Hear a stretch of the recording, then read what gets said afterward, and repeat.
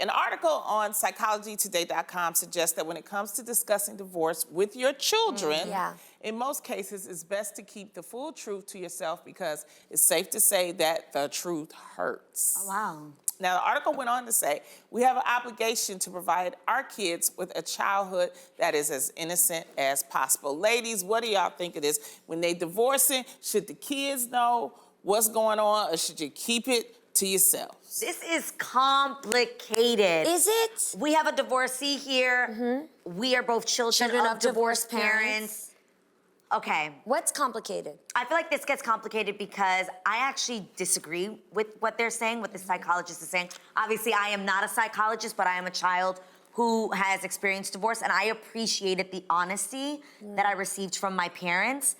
I think the difference is you can be honest. It's important to not have a bias version of the truth. Yeah. That is important, and perspective is important. And I think that children at a really young age are not gonna have the same perspective they have when they get older and recognize that marriage is difficult. Your parents are human, they're not superheroes. They have flaws, they go through things.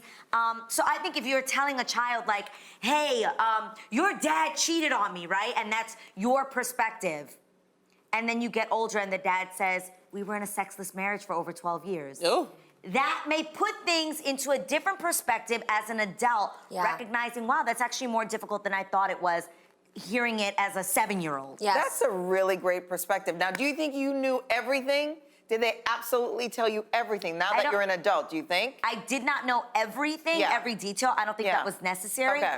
But I definitely knew that, I knew certain things that did not put both of my parents in great lights.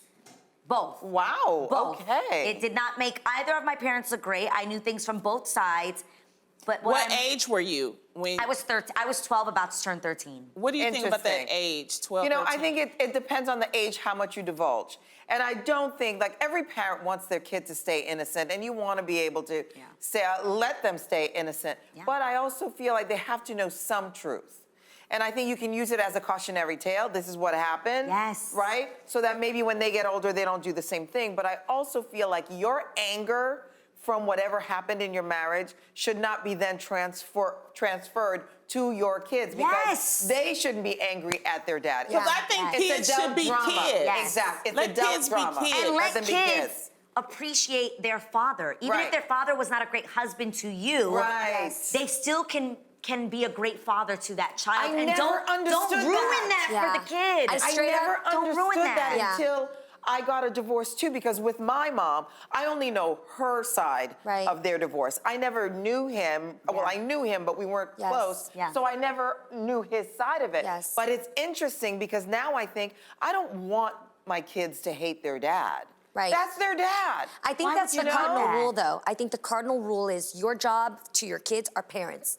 Full stop. Right. It's not a job to be a best friend or a tell-all, like blog that they're reading. No, I'm your mom, and what I need you to know so that you feel safe and secure and protected is that mommy and daddy are going through this, but I need to tell you everything you need to know to still respect your dad and still respect your mom, because that's the goal. Like how I feel about him and how much I hate him and how much that is not your problem. The most important thing is to preserve the kids' respect for the parents. Amen. It's when you blend that and you start making the kids feel like they got to pick sides. They make them feel like they can't even look at their dad the same because their dad did something. But it's easy to say that, but a lot of women and men go through hurt.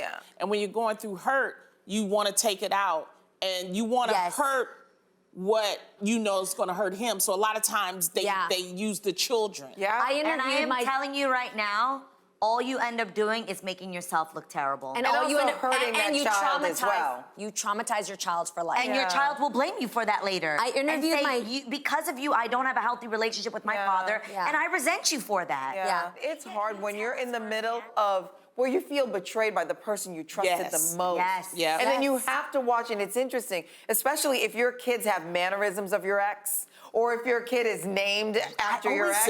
Like, there's a lot of those things that you have to overcome. So, like you said, Lonnie, it's not easy, but you gotta try. You gotta have to try for the sake of the kids. But I feel like that's the overall decision of being a parent. It's not about you. But it's ways that you can handle it, though. Right. I mean, like, maybe have someone else have him meet with the child if you can't handle it.